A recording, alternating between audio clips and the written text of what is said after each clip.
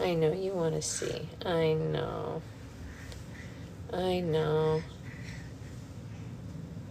I know, honey. I know you want to see everybody, but you can't. Nope, they're not visible. It's okay, honey. It's okay. Yeah. Let's make coffee. Okay. Let's make coffee. Let's make coffee. Let's see if Mommy can get this open. She did. Mommy got it open. Wow. Good job, Mommy. Good job, Mommy. Yay, Mommy. Morning, Anya. Welcome back, everybody. Or I guess technically welcome back us. I don't know if any of you went anywhere, but we did. And we're back now. Okay. And we're gonna make coffee. And we're gonna make coffee. Look at Mommy here. Look at Mommy. Look at Mommy. Look at Mommy. Yeah, yeah, yeah. Look at Mommy. Look at Mommy. Yeah, yeah, yeah. Yeah, yeah, yeah. Mommy, Mommy.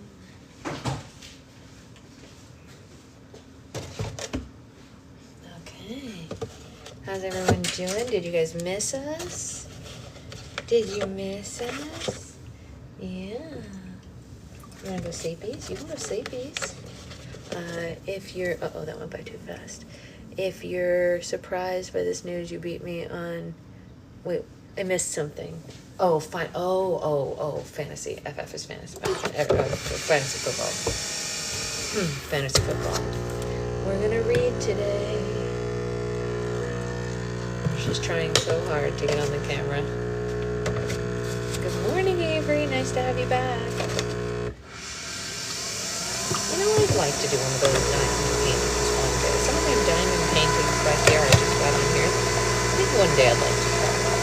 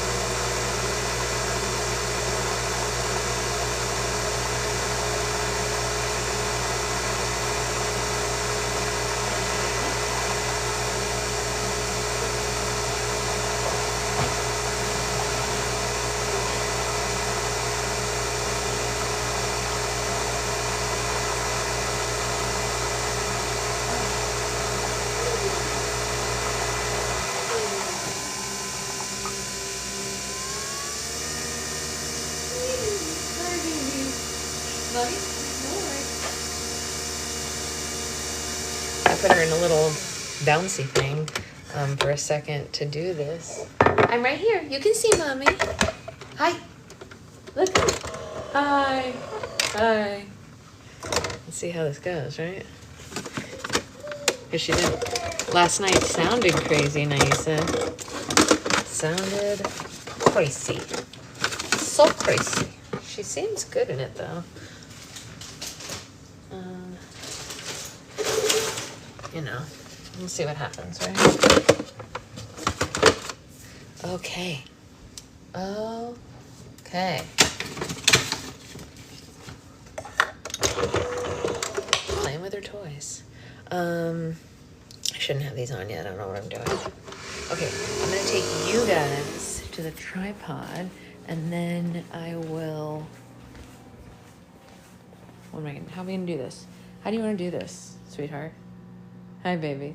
Should we sit over here? Where can we sit? What do you think? Where do you think we should sit? You're happy in there. Maybe I should bring the tripod to you, and you just stay in there. So maybe we'll do that. Okay, hold on.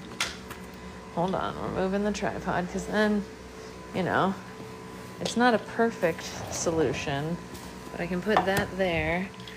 We can sit here. You know what? It's not the worst.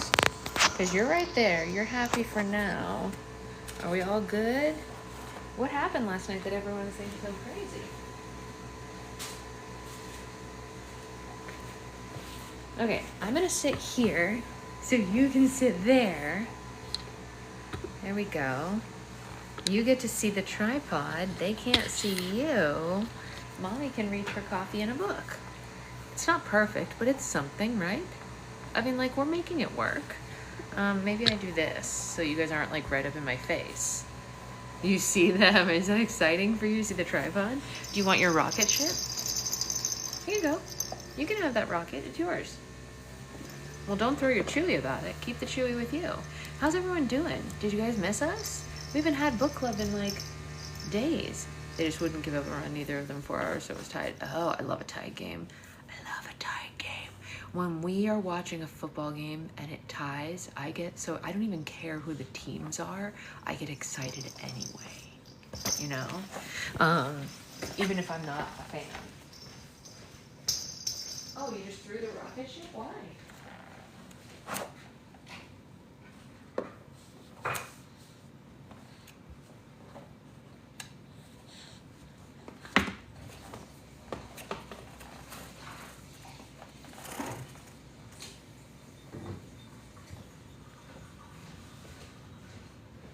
Hi, I'm here. Oh, you threw both of them? Wow, that was a choice. That was a choice. Okay, so real quick before we read, let's talk about coffee. It was tied for more innings in a regular game. I love that. Did you at least get to read alone while you were out? Yeah, I did. I read every night that we were in the hotel. It was very exciting. Body double. Okay, so really quick, I want to talk about coffee right before we start. So as you know, or maybe you don't, we were in Seattle, Washington. The Pacific Northwest, Seattle specifically, is very known for coffee, and I, Morning Liz, being a coffee fanatic, you know, kind of a thing, right? I'm gonna tell you my take on this.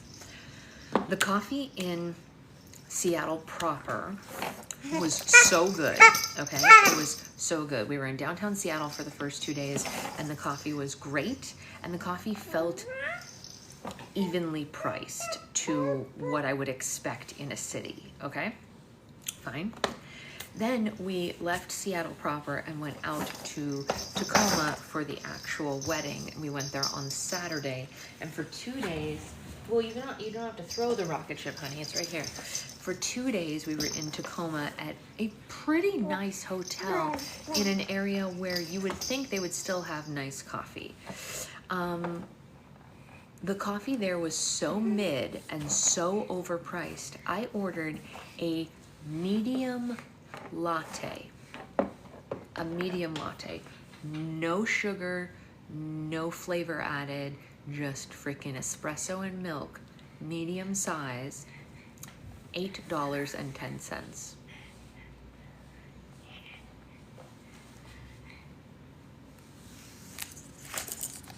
For a mediocre coffee. That to me feels like highway robbery. Like, they didn't have, and here's the thing, there was no like price sheet hung on the wall. If I had seen that price before I ordered, it wasn't even a Starbucks. That's the thing, Lauren. If I had seen that price before I ordered, I would have walked out, but they had already made it before they rang me up, so I couldn't decline it because I'm not a jerk. But if I had walked in and just like without talking to anyone looked at a price board and it said $8 for a medium latte, I would not have continued. No price should have been a red flag, you're right. But I just wanted coffee, and I just assumed, I don't know why I assumed that like it wouldn't be as much as downtown Seattle out in the middle of kind of nowhere. I mean, Tacoma's not the middle of nowhere by any means, but like, I don't know. It was weird. That was weird to me. So I just wanted to point out that that was an oddity because we'd ordered much more in downtown Seattle and paid less. So weird. But anyway, we're back and we missed you all. I missed book club. It just didn't work out to do it while we were there, obviously, because like timing and everything. Would you like Saturn? She loves this thing. $8 is crazy. $8 is crazy. It's crazy. I also used to work, Avery, when I was your age, I also worked at a coffee shop. Obviously that was a million years ago, so prices have changed, but like they haven't changed that much. Like when I worked at one, it was like $2.50, you know, $8. I was expecting, I'm not joking, I was expecting, is there a reason for this? You could just hold on to it. I was expecting $5.50. That felt reasonable these days, you know? Now, granted, I prefer making my coffee at home because if I make my coffee at home, it costs me less than $2, you know what I mean, to make a beautiful latte. So we're just gonna drop everything on the floor is what you're telling me. Okay, well, anyway, that's my soapbox. She is in the fetch stage. Yeah, everything is around her on the floor, but I'm not gonna, you know what, we have to read. So so I was about right. Oh, first Jock Zero order today, that's amazing. So $4.25. That's pretty close to what my guess was. Like with tax and everything, it would probably be $5.50, right, Avery? So that was a pretty good guess on my part then. I'm maybe not as dumb or as old as I look. Was she the life of the party? She was the life of the party. Everyone was obsessed with her. Did you guys in the book club chat see her dress? I sent a picture. I'll post one also. But anyway, I'm gonna hand her one more toy. We're gonna hope for the best. This is a dolphin from Ray. Ray sent us these absolutely adorable little wooden toys that every kid at the park is obsessed with. We take these to the park with us to play, and all the other kids are like, what? Because they're so cool. And you love them, so you play with that, but I have a feeling you're gonna toss it on the floor in a second, but we'll see. And her hair, I know, with her little bow. My niece says that every time when someone gives back to her, I know, right? Ridiculous. So, for those who don't remember, we are reading book 4 of the Land of Stories series in the book club chat. Lauren, if you haven't been added to it, you can just message me on my private Instagram, or on my personal Instagram rather, and just say I want to be added to the book club chat. Everyone who wants to be added is welcome to be added. You just have to tell me your username on there, on my personal Instagram. It's not on my business account because it's not a business.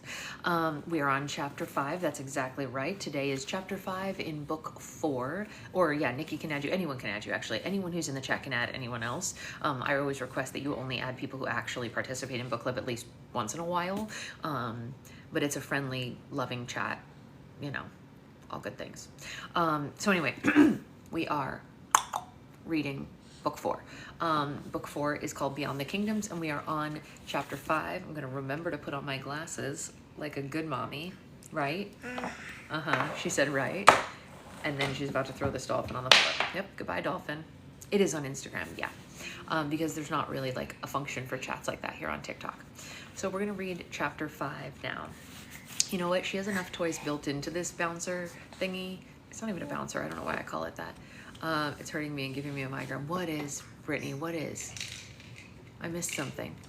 What's giving you a migraine? Anyway, she's got plenty of toys, so she can just play with the ones that are attached instead of the ones that she can throw.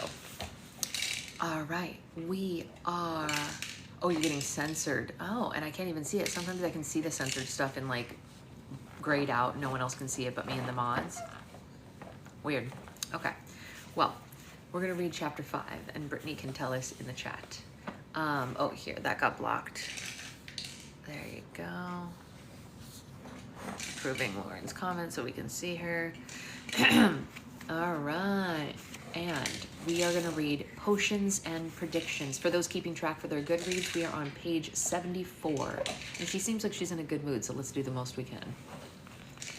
A small wagon traveled through the woods in the dead of night. It was pulled by a single mule and transported by 3 women, a brunette, a redhead, and a blonde. The 3 women were middle-aged, but they were so tired from traveling that they looked much older. The brunette woman never steered a wagon before, and she was struggling to keep her grip on the reins. The red-headed woman glanced back and forth from the map to the path ahead, and the blonde woman held a lantern to illuminate the woods. They watched the trees nervously, not afraid of what they might see, but of who might see them. None of them had ever been far away from home, and they hoped that no one from home would ever know where they were headed. Yes, I can see you, Brittany. Are you sure we're going the right way? The blonde fussed. I'm reading the map as best I can, the redhead said. Quiet, you two, the brunette whispered. Look, It's the dwarf forest. After traveling all night, they had reached the border between the Corner Kingdom and the dwarf forest. They were certain of this because the trees ahead were thicker and eerier than the woods they had ever seen. Just the sight of it sent chills down their spine. Well, none of my others will come in, which is strange. I can see most of your stuff, Brittany, just, I don't know. Are we sure we want to go in there? The blonde said, getting cold feet. The witch's house is just a little way inside, the brunette said.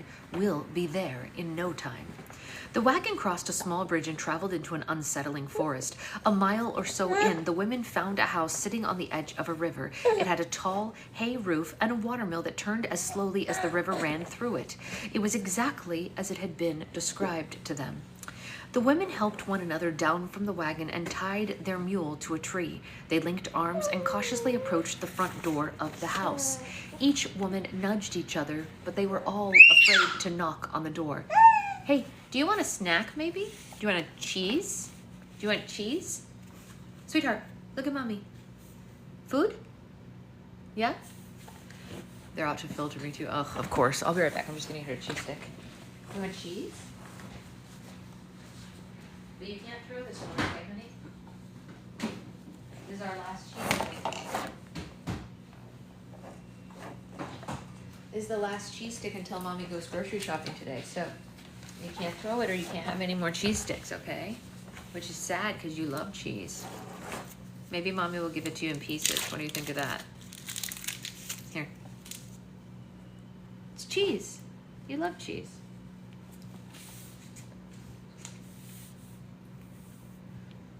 I wish I could change the filtering settings that, like, if it's someone that I approve, they just never get filtered. I don't know. It doesn't make sense to me. Okay, we're back. May I help you? A voice behind them said. Oh, yeah, definitely, Lauren. Everything about book club helps with anxiety because it's like a daily, like, ritual thing. It's definitely helpful. Yeah. Where did you get your playpen for her? I can link you to it. This one's from Amazon, but it's like the wooden one. We wanted wooden stuff so that if she put her mouth on it, it wasn't like plastics going into her system, you know? I can link you if you message me, Naisa. The women all screamed and turned around. Another woman was standing behind them. She was beautiful, with dark hair and bright red lips. She wore long black robes with a golden trim and snakeskin high-heel boots.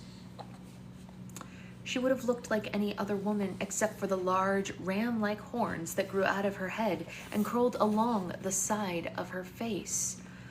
The women figured that this was the witch they were looking for.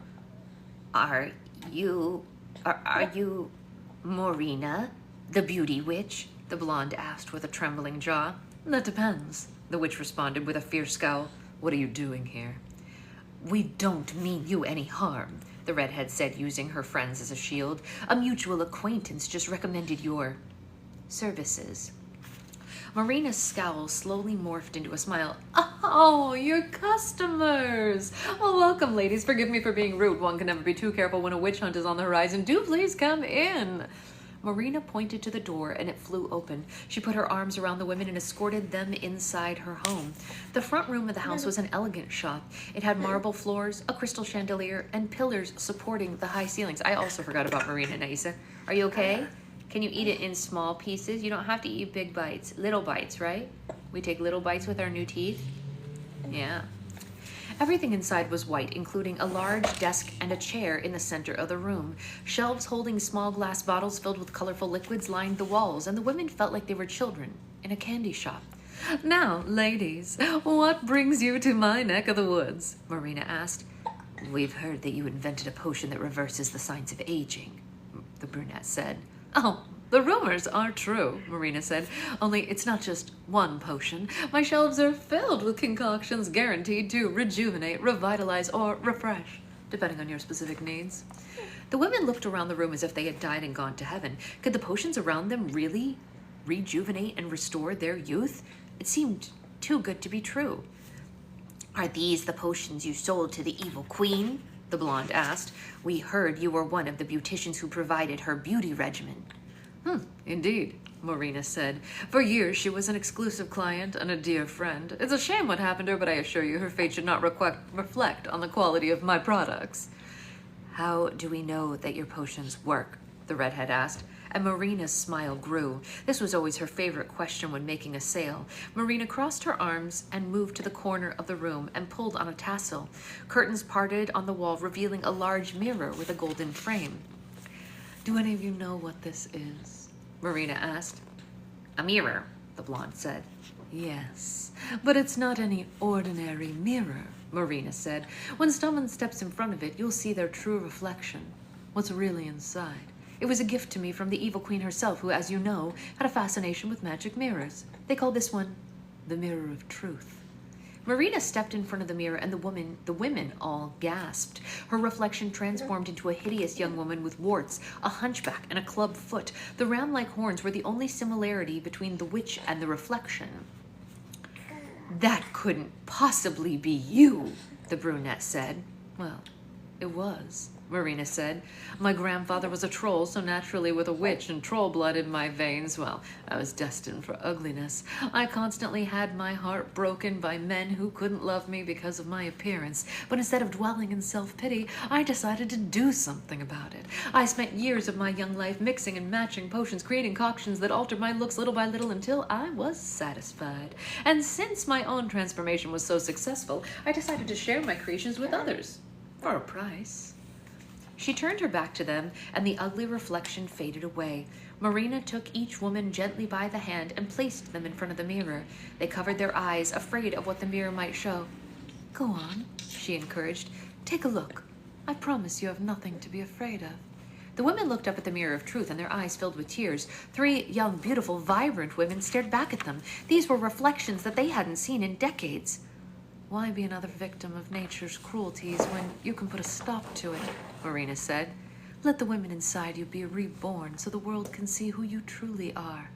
With the help of my potions, you can be reunited with beauty, self-confidence, and everything that time has stolen from you. The witch didn't have anything more to say. The women were sold. Now, one at a time, tell me what each of you specifically is looking for, Marina said, and one by one, each woman stepped forward and confessed her deepest, darkest insecurity to the witch. Luckily for them, Marina had a product for everything. After she determined what products they needed, the bottles flew off the shelves and into 3 white bags that appeared on the desk. By the time... What are you doing, baby? You know what? Have fun. By the time Marina was done diagnosing the women's needs, each bag was filled with dozens of potions. How much is this gonna cost us? The brunette asked. Oh, it's different for each customer, Marina said. I charge half of your individual fortunes to use my potion. The women eyed one another.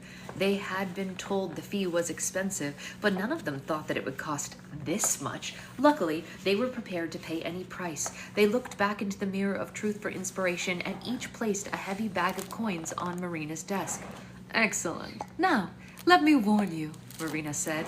The potions have been bewitched to reverse their intended effects if the customer's lying about their finances.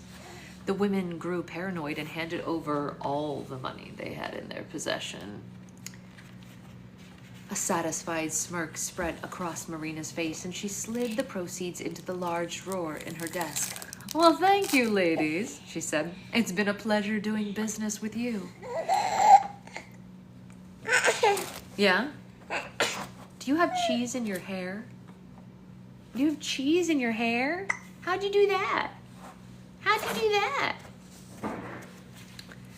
Marina escorted the women out of her home and waved them off as they traveled away on that wagon. When she turned back to her home, she noticed something odd. The front door was swinging ever so slightly, as if someone had quickly run inside when she wasn't looking. Marina charged into her house, horns first, slamming the door behind her. There was no...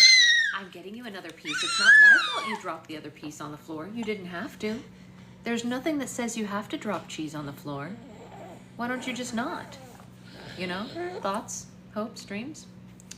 There was no visible sign of an intruder, but she knew she wasn't alone. Show yourself, she demanded. And when there was no movement, Marina spun her finger in a quick circle and an aggressive whirlwind appeared and twirled around her shop.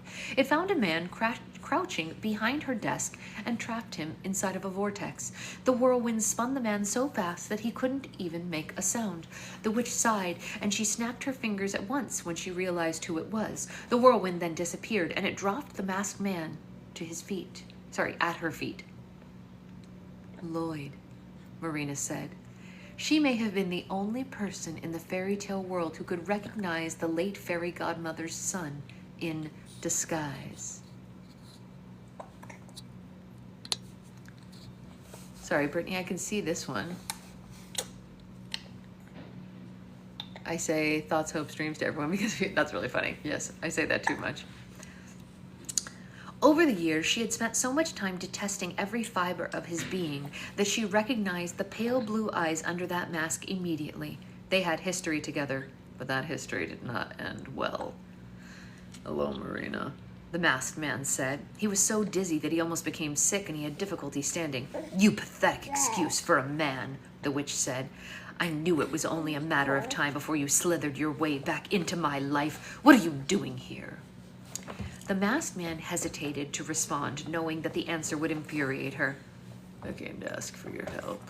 My help? Marina yelled, outraged by his audacity. You think that you can sneak into my home and request a favor from me after what you did? I understand why you'd be angry, the masked man said. Anger is nothing compared to the feelings I have toward you, she said. You lied to me. You stole from me. Please, allow me to explain. There is nothing to explain, Marina said. We had an arrangement. I supplied you with hundreds of love potions, and in return, you promised me a king-sized fortune, but you failed to hold up your end of the bargain. I know I didn't deliver as fast as I promised, but that doesn't mean that it can't still happen, he said. Please, hear me out. If you help me now, I swear I'll be able to give you a kingdom in return. You are scum of the earth, and I will not listen to another word you say. Get out of my house before I drop you into the river piece by piece. Marina pointed to the door, and it flung open. The masked man reached into his jacket pocket and pulled out a small blue potion bottle, holding it up like a badge. What is that? Marina asked. It's a potion my mother created when I was a child, the masked man said. This small vial is what I've been after my entire life. It could very well be the most powerful potion in the world. Just a few drops of this turns any book into a portal into the world that it possesses. Marina grunted and rolled her eyes. She couldn't believe that the masked man was still feeding her more lies. Look, I know it seems impossible, the masked man said, but watch this. He removed a small golden book from his jacket pocket and placed it on her desk.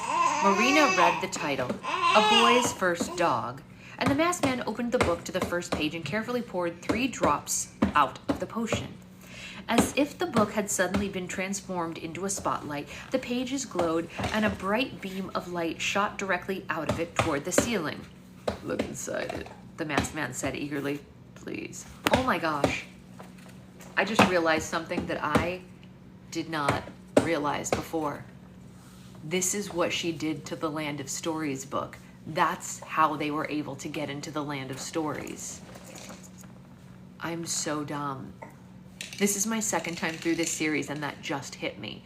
She used this potion to make that book a portal. Wow. I know, you think mommy's a dummy dumb. That just hit me. Because it glows that way every time they open the book. And the only reason that they don't have a problem is because the stories don't end, right? Not like the literary stories, there's no ending to a fairy tale per se. I know, indeed. Marina reluctantly leaned into the beam. Her head was no longer in her shop. Everywhere she looked, she saw words spinning all around her. She tried to read them, but they moved too fast. The words randomly dispersed and morphed into objects that they described. Hey, what's the matter? Are you okay? You have hiccups? It's annoying. I know, hiccups are the worst.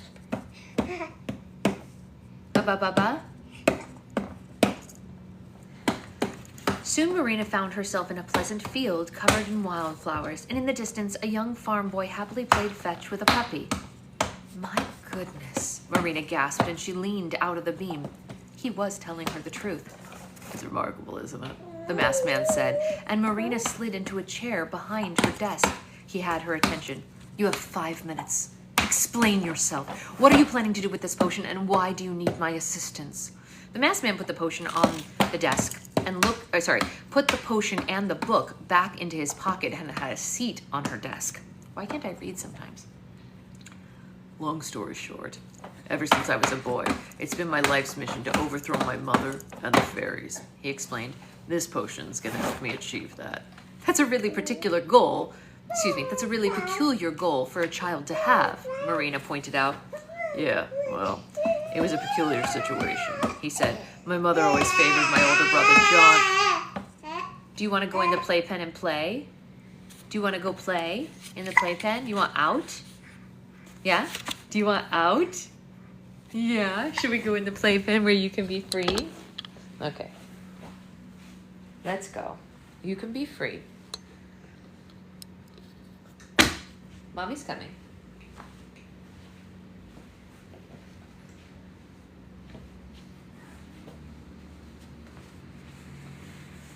Ooh.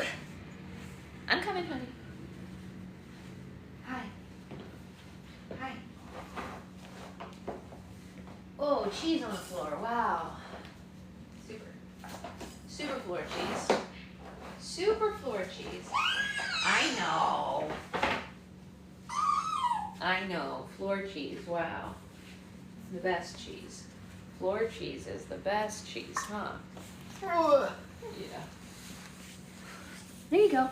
We're in. Now you can play. Free. Yeah, free. It does look like a jail. I know. You got cheese all over your face, just so you know.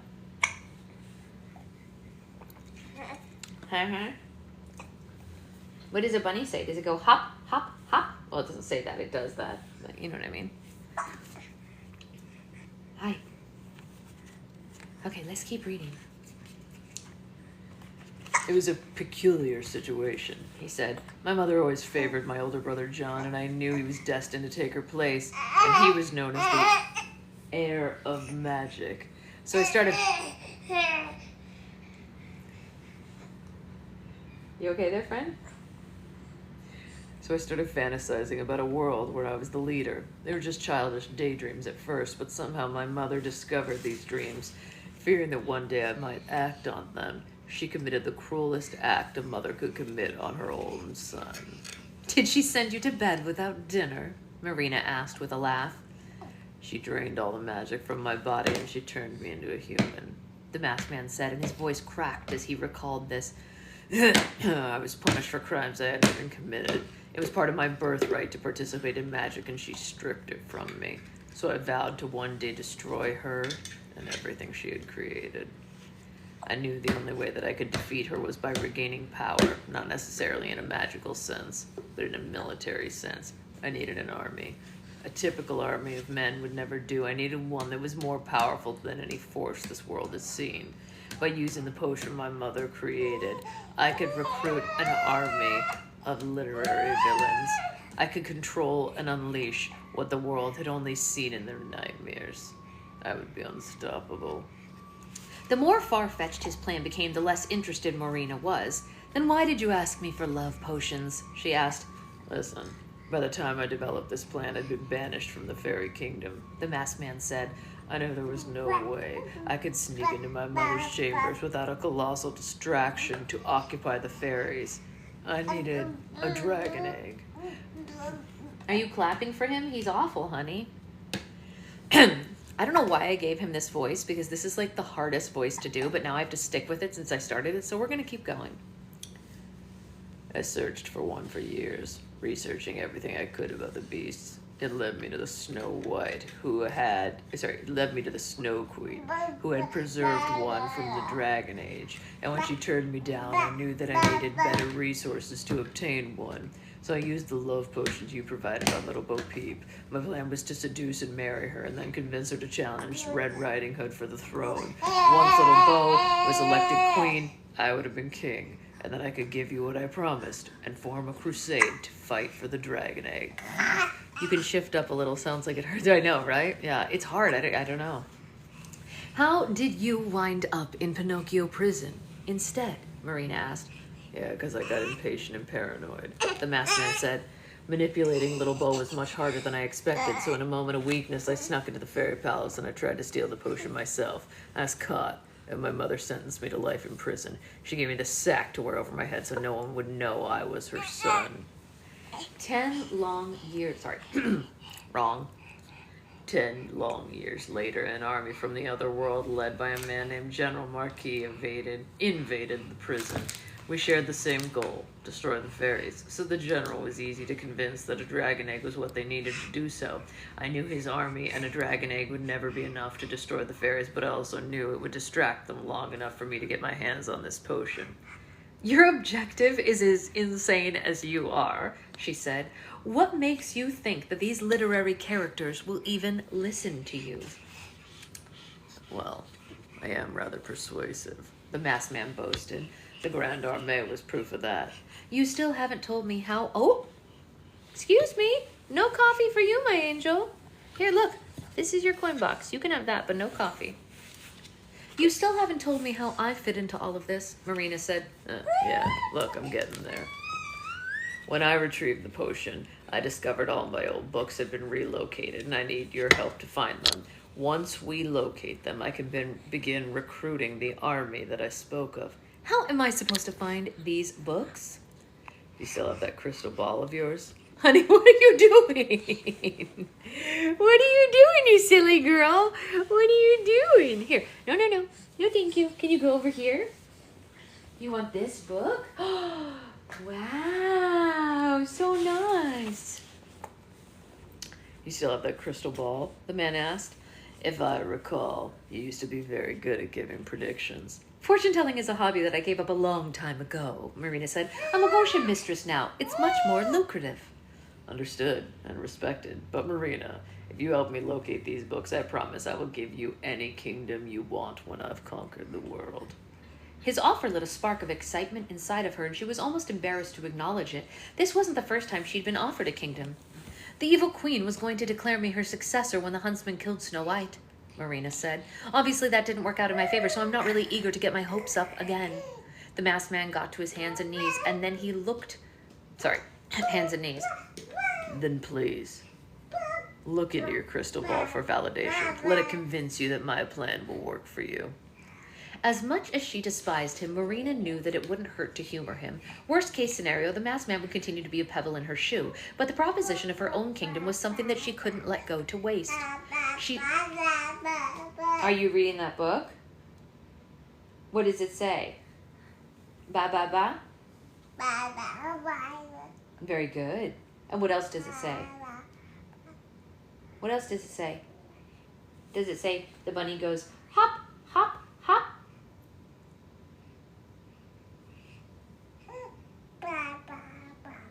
That's right. Very good. It's a great book. She stood and she crossed to the door at the back of her shop, and a dozen locks and bolts chained the door shut. She waved her hand over the locks, and one by one they unlocked, unbolted, and unchained themselves. Is that a nice song?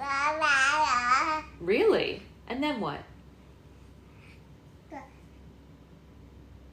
Okay. Well, that sounds really nice. I know, right? It's great. The babbling is so cute. The door opened, and the masked man saw a staircase that led down into a dark basement. He stood to follow her. Marina held her hand up. No. Absolutely no one. I know, right? Wouldn't that be amazing if she's running book club in 20 years? I love that for us. I know. She changes so much in a couple days, Amanda. It's crazy. Absolutely no one is allowed in my basement but me. Is that understood?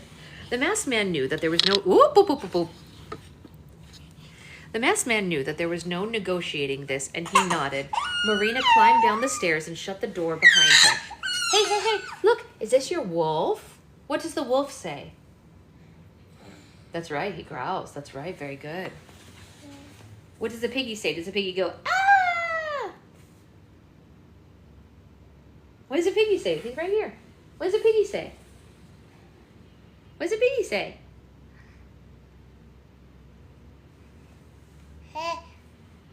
The piggy says, huh? What does the wolf say? What does the wolf say? That's right. I probably shouldn't have taught her that, right? I don't know. What does the piggy say? Does the piggy go, ah? Is he scared of the wolf? Yeah, that's right. That's right. And what does the wolf say? That's right. She knows what she's being asked, though. That's the thing. Because when you say, what does the piggy say, she doesn't growl. You know what I mean? She only growls when you say, what does the wolf say? It's pretty funny. You know, huh?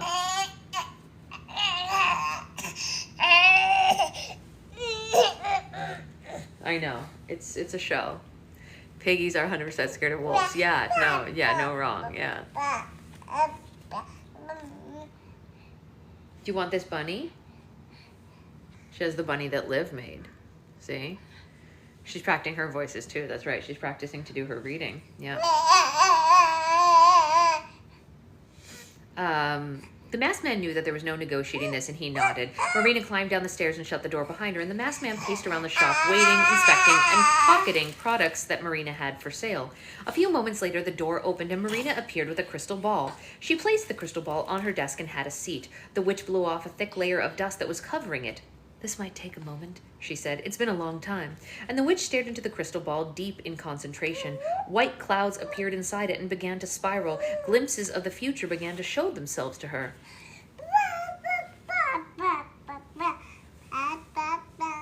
Yeah, and then what?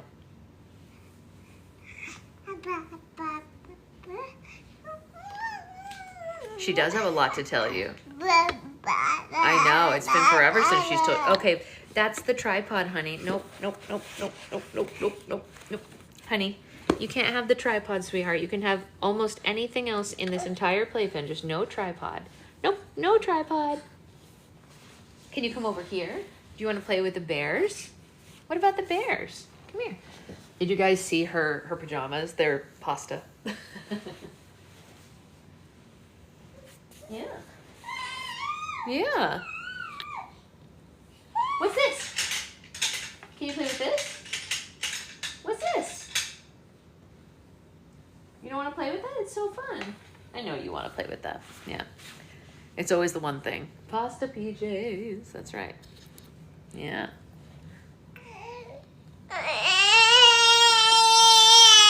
I know. When there's no tripod and no coffee, there's clearly nothing left. I mean, it is in her playpen. That's true. You're not going to let mommy finish this chapter? She's standing right next to me. Like, you can see her little... She's standing, holding onto my shoulder. This is her little hand right here. That's how close she is. Trying to get in. Hey, do you want this? What's this? Is this your phone? Cell phone from Grandma. Is this your cell phone from Grandma? Can you sit down with it? Yeah. There you go. That's right. Yeah, you can call Grandma on that phone.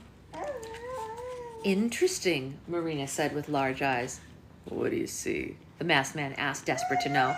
I see winged creatures, ruthless men, and soldiers bearing symbols, she said. It appears your madness will pay off. You... Well, let me say this part, honey. It's important. You will recruit a literary army and overthrow the fairies, and you will take over the world. The masked man jumped into the air and cried with joy. His life's work would not be a waste. Despite his mother's effort to stop him, he would obtain the power that he had so desperately sought since childhood. Marina squinted as the crystal ball began showing her something else, something she had never seen before. Bubba? Hi, baby. Buh. Hi, sweetheart. No, you can't have mommy's glasses. Was that her bye-bye? It might be bye-bye, yeah. She's saying all different things. You know what she can do now that's interesting? If she's sitting with me playing with something and I say, show it to daddy, she'll turn around and like show it to my husband. I think it's pretty cute. You know who to show it to, huh? Yeah. Yeah, I love you. Can you sit down? Look at this. What's this? Is that Mirror Baby? Oh my gosh, you haven't seen her in a little while. She's right there. What do you see now? The masked man asked. Her expression made him nervous. I'm not entirely sure, she said. I can see buildings that stretch into the sky, machines of extreme capability, billions of people, all of different races. I know what that is, he said with a frown. You're looking at the other world. Go get daddy and all. Yeah, right? That's really cute, Susan. That's really cute. Marina was fascinated by what she saw. She barely heard the masked man. She saw images of the Great Wall of China, the Eiffel Tower, the Nile, and New York City flashing before her eyes. She had heard references and rumors to the other world, but until now she never could have imagined how grand it was. Impressive, Marina said. This world is operated completely without magic. Wow. Terrible for us, huh? Yeah, it's just man and machine, the masked man said. My mother and my brother loved it dearly, but it never really interested me. Clearly, Marina was mesmerized by it, so someone capable of magic could potentially do very well there, she said softly. They could be a god. Potentially, I suppose. Yeah, potentially, the masked man said. But it's a miserable place, destined to destroy itself, if you ask me. Oh, come on. Oh, come on. Did he really have to drop that on us? Last time I read this, things were fine-ish. Because, you know, things were fine-ish last time I read this.